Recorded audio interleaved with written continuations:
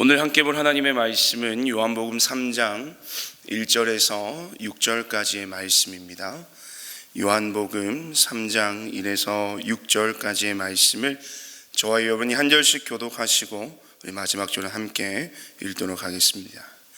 요한복음 3장 1에서 6절입니다. 바리새파 사람 가운데 니고데모라는 사람이 있었다. 그는 유대 사람의 한 지도자였다. 죄송합니다. 누가복음 3장입니다. 누가복음 3장 1절에서 6절 말씀입니다. 디베료 황제가 왕위에 오른 지 15째 해에 곧 본디오 빌라도가 총독으로 유대를 통치하고 헤롯이 분봉왕으로 갈릴리를 다스리고 그의 동생 빌립이 분봉왕으로 이두레와 드라고니 지방을 다스리고 루사니아가 분봉왕으로 아빌레네를 다스리고 안나스와 가야바가 대제사장으로 있을 때에 하나님의 말씀이 광야에 있는 사가랴의 아들 요한에게 내렸다. 요한은 요단강 주변 온 지역을 찾아가서 죄사함을 받게 하는 회개의 세례를 선포하였다. 그것은 이사야의 예언서에 적혀있는 대로였다. 광야에서 외치는 이의 소리가 있다. 너희는 주님의 길을 예비하고 그 길을 곧게 하여라.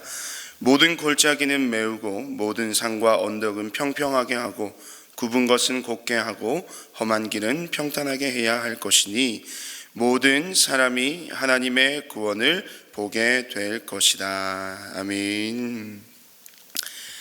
누가복음 3장 1절에서 6절의 말씀을 가지고 세례자 요한의 등장이라는 말씀의 제목으로 이 시간 잠시 그 은혜를 나누길 원합니다.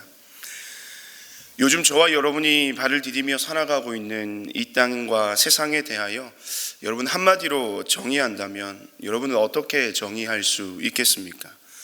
사회적으로나 경제적 그리고 문화적으로 또 정치적으로 참 혼란하고 복잡한 이 시대를 저는 한마디로 정의한다면 참 소란스럽다라고 정의하고 싶습니다. 시끄럽고 어수선하고 이 정신이 없다는 의미의 소란하다라는 이 표현이 이 저와 여러분이 살아가고 있는 오늘날의 이 시대상을 잘 담아내는 함축적인 표현으로 생각됩니다. 복잡하고 정신없는 또 그렇게 정신없이 분주하게 돌아가는 이 소란스러운 세상 속에 우리가 살아가고 있습니다. 하지만 그와는 대조적으로 지금 저와 여러분이 앉아있는 이곳 또 이 자리의 분위기는 어떠합니까? 그 어떤 자리보다 고요하고 그 어떤 때보다 평온하고 차분합니다. 여러분 왜 그렇겠습니까? 바로 이곳에 우리를 너무나도 사랑하시는 살아계신 예수 그리스도께서 이 시간 우리와 함께 계시기 때문입니다. 이 말을 다르게 표현하면 주님이 계신 그곳은 늘 하늘의 평강과 또 하늘의 평안이 임한다는 것을 나타내는 것이죠. 이것이 우리가 정말 바쁘고 분주하고 피곤한 가운데서도 잠을 이겨가며 이 자리로 나온 이유일 것입니다. 주님이 계신 이곳에 나와 그 말씀을 듣고 기도하고 나아가면 그 소란하던 세상에서는 얻을 수 없는 하나님의 삶의 그 은혜의 평강을 얻게 될 것을 우리는 너무나도 잘 알고 있기에 주님이 계신 이 은혜의 자리, 이 기도의 자리, 이 새벽의 자리를 사모하게 되는 것입니다. 오늘 이 새벽 세상의 모든 소란함을 뛰어넘어 우리의 삶의 자리로 찾아오시는 그 주님을 이 시간 만나게 되시는 귀한 새벽 기도의 자리가 되기를 간절히 소망합니다. 소란했던 우리의 삶에 평강으로 다가오시는 그 주님의 은혜를 온전히 누리시는 이 귀한 새벽 시간이 되시길 간절히 소망합니다. 예나 지금이나 이 세상이라고 하는 곳은 참 소란스러운 곳입니다. 오늘 본문을 살펴보면 누가는 요한과 예수님이 활동할 당시에 이 팔레스타인 지역의 소란함을 1절과 2절의 본문의 말씀을 통해서 우리에게 비교적 소상하게 알려주고 있습니다. 작은 팔레스타인 땅을 앞에 두고 많은 사람들이 자신의 권력과 지위를 확보하기 위하여 그것을 발휘하기 위하여 그 자리를 그 땅을 각축장으로 만들고 있음을 우리는 본문 1절과 2절의 말씀을 통해서 알 수가 있습니다. 이 작은 땅을 두고요 한 명의 총독과 또 3명의 분봉왕이 다스리고 있음을 누가는 우리에게 말해줍니다. 유대와 사마리아를 관할하는 총독 빌라도가 있습니다. 그리고 갈릴리 지역의 분봉왕 헤롯 대왕의 아들인 헤롯 안티파스가 있습니다. 그리고 이두레와 드라고닛, 이 이두레와 드라고닛은 이 갈릴리 호수 위쪽 북쪽 지역을 이야기하는데요, 그쪽을 다스렸던 헤롯 빌립, 그리고 마지막으로 우리 드라고닛과 이두레의 동편 위에 위치한 아빌레네의 분봉왕 루사니아까지 그 좁은 땅덩어리를 무려 4명의 지도자가 다스렸고, 또 그것이 그들이 4명의 지도자가 통치했다고 하는 것은 그만큼 그 땅이 행정적으로나 또한 정치적으로 복잡했던 당시 상황을 우리에게 알려주고 있습니다. 또한 종교적으로는 어떠합니까? 이 본래 대제사장은요, 이 아론의 계보로부터 세워져야 하는 것임을 여러분 잘 알고 계실 겁니다.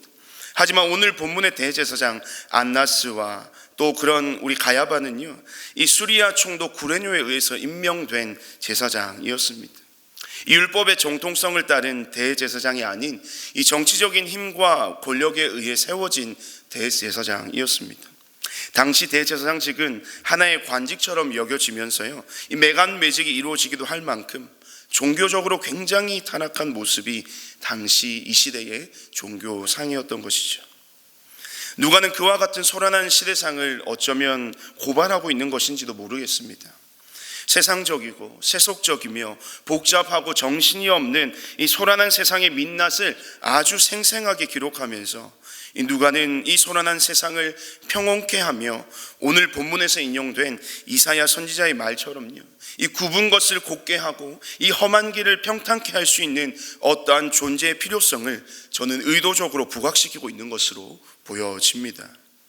소란한 세상을 잠잠케 하시고 타락한 세상을 다시금 깨끗하게 하시며 무너진 성전을 회복시키시고 모든 것을 새롭게 하실 이 바로 예수 그리스도의 오심에 대한 그 당위성과 그 시급성을 누가는 이야기하고 있습니다. 그렇게 세상은 주님이 필요합니다. 그래서 세상엔 주님이 오셔야 합니다. 그래서 결국 세상에 주님이 오신 것임을 누가는 이야기하고 있습니다. 그런데 누가는 예수님을 이야기해야 할 이 시의적절한 타이밍에 예수님에 관하여는 이야기하지 않고 지금 오늘 본문에 누구에 대해서 이야기하고 있습니까? 2절 말씀에 우리 저와 여러분이 잘 알고 있는 한 인물이 등장하죠. 그 사람은 바로 세례 요한입니다. 여러분, 세례 요한 하면 어떤 수식어가 떠오르십니까? 주님 오실 길을 예비하는 자라는 수식어가 항상 세례 요한에게는 따라 붙습니다. 그렇습니다. 세례 요한은요, 이 예비하는 자입니다. 저는 이 말을 다시 바꿔서 준비하는 자라고 이야기하고 싶습니다. 세례 요한은 주님이 오시기까지 그분을 맞이하기 위해 준비하는 자 혹은 준비되는 자였음을 우리는 기억해야 합니다. 소란한 세상을 평온케 하실 이의 오심을 말하기에 앞서서 이 그분의 오심을 준비하는 자에 관한 이야기를 오늘 본문이 서술하고 있는 것은 여전히 주님을 기다리며 고대하는 저와 여러분이 어떤 마음과 또한 어떤 삶의 태도로 주님을 기다려야 하는지, 또한 그 주님을 어떻게 기다리며 준비해야 하는지를, 또 무엇을 준비하며 살아가야 하는지를 우리에게 알려주고자 하는 것입니다. 소란한 세상 속 주님을 기다리며 준비하는 자로, 또 준비되는 자로 살아가야 하는 저와 여러분은 어떤 모습으로 주님의 때를 기다리며 살아가야 하는지 오늘 본문을 통해 저는 2가지로 살펴보기를 원합니다. 첫째로, 우리는 하나님의 때를 기다리며 훈련의 삶으로 준비되어야 합니다.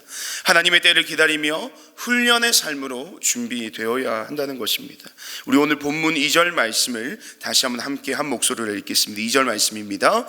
안나스와 가야바가 대제사장으로 있을 때에 하나님의 말씀이 광야에 있는 사가랴의 아들 요한에게 내렸다. 아멘.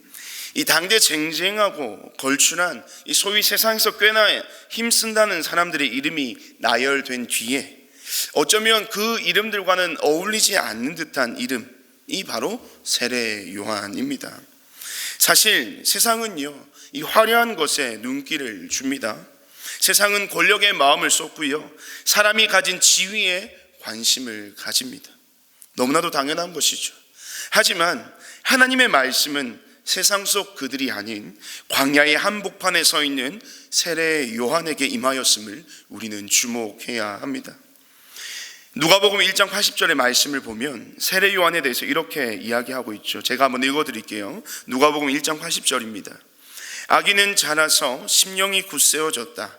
그는 이스라엘 백성 앞에 나타나는 날까지 광야에서 살았다라고 누가복음 1장 80절의 말씀에서 세례 요한에 관한 증언을 하고 있습니다.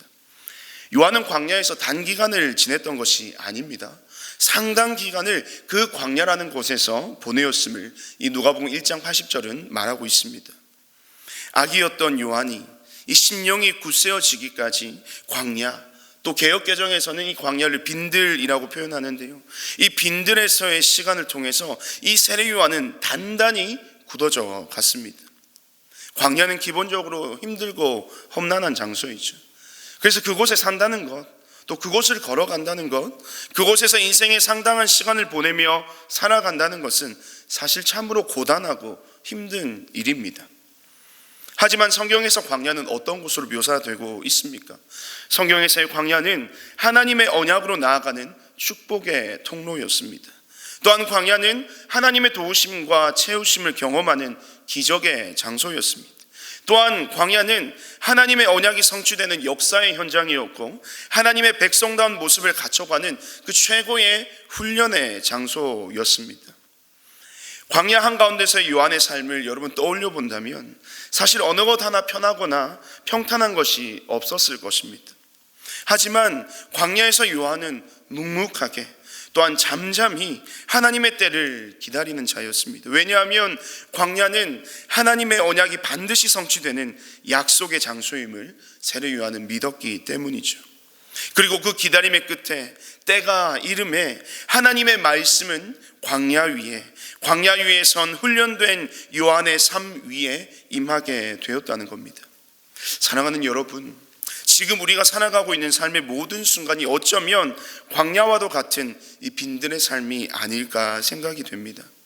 빈들에 서 있는 우리의 삶에 대하여 세상은 전혀 주목하지 않지만 여전히 우리의 삶을 주목하고 계시는 그 하나님을 기억하며 광야 위에 임한 하나님의 그 말씀이 저와 여러분의 삶의 자리 위에도 반드시 임하게 될 줄 믿으시길 바랍니다.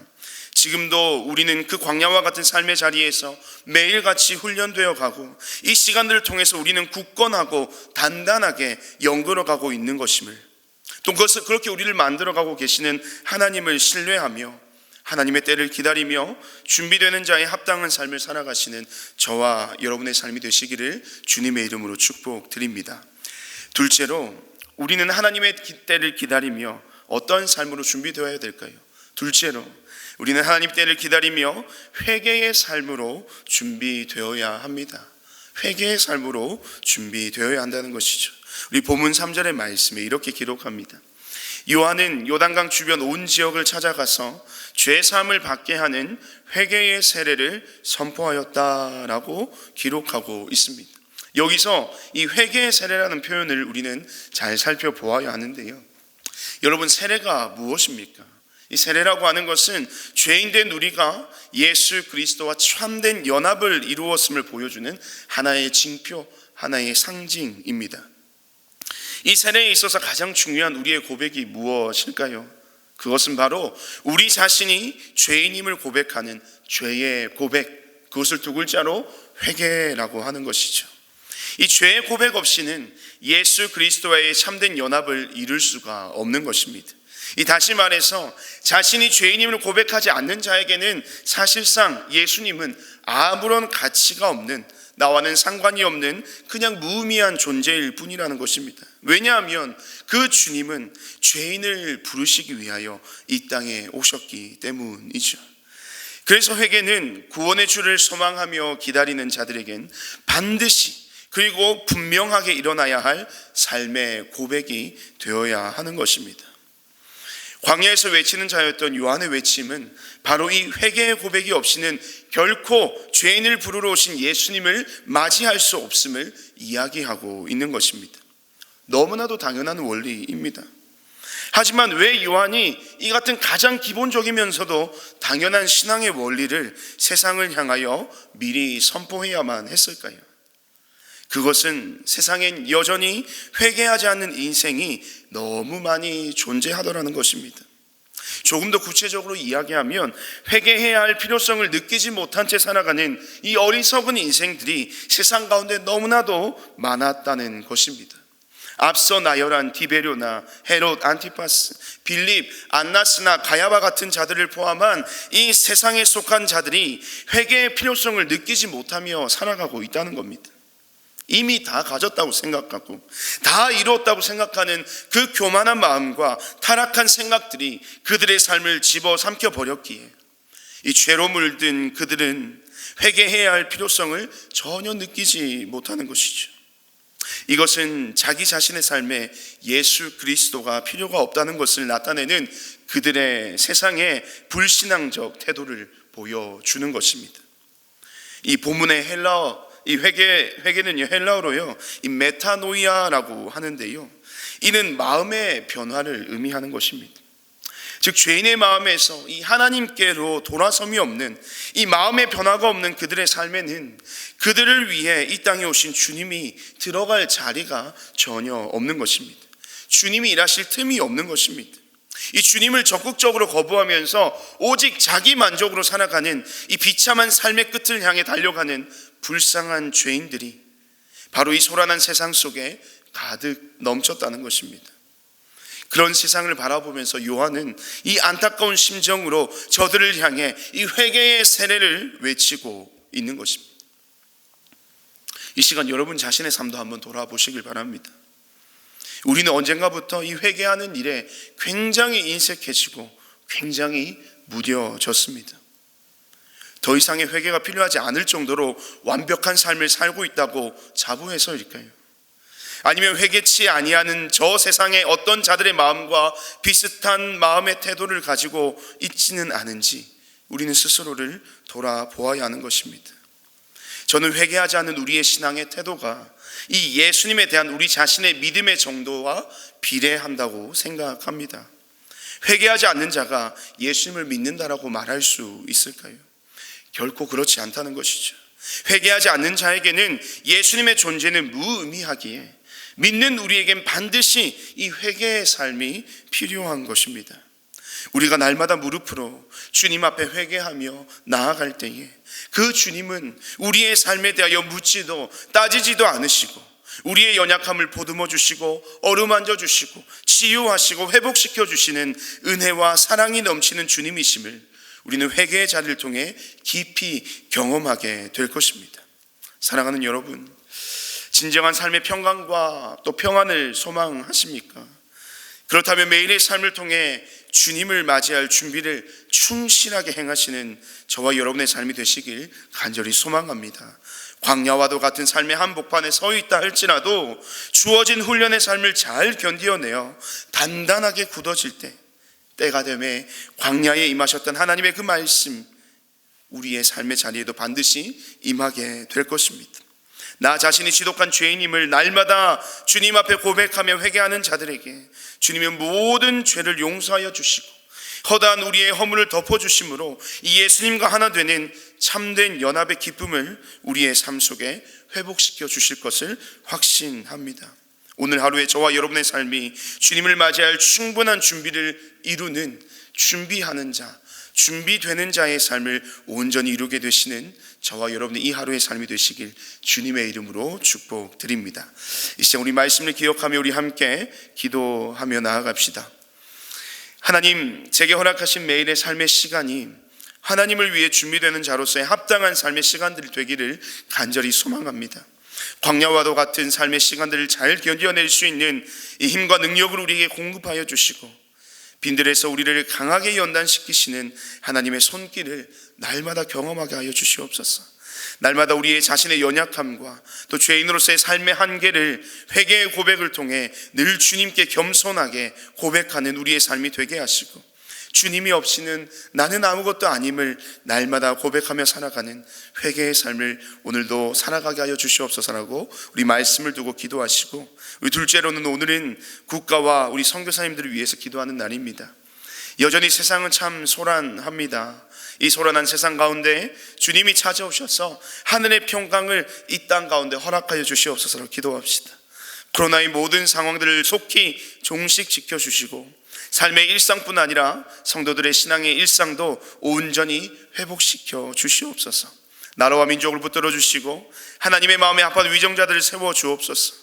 무엇보다도 이 분열된 국민들의 마음을 하나로 묶을 수 있는 지혜로운 대통령이 세워질 수 있도록 이 나라와 이 민족을 위해서 기도해 주시고요. 또 지금도 세계 곳곳에서 이름도 없이 빛도 없이 주의 복음을 위해 수고하고 계신 모든 선교사님들의 사역 현장을 두고 함께 기도해 주십시오. 선교 현장 가운데 성령의 기름 부음과 복음의 역사들이 끊임없이 일어나게 하여 주시고 그 사역들을 통하여서 하나님의 나라가 더욱 확장되게 하시며 선교사님들의 사역 위에 모든 필요한 것을 더하여 주셔서 충만한 가운데 하나님의 그 나라의 귀한 일들을 감당할 수 있는 우리 모든 선교사님들의 사역들이 될 수 있게 해달라고 이 시간 이상의 기도 제목으로 함께 합심하여 기도하시고 개인의 기도 제목을 따라 자유롭게 기도하신 후에 돌아가시길 바랍니다. 함께 이 시간 합심하여 기도하겠습니다.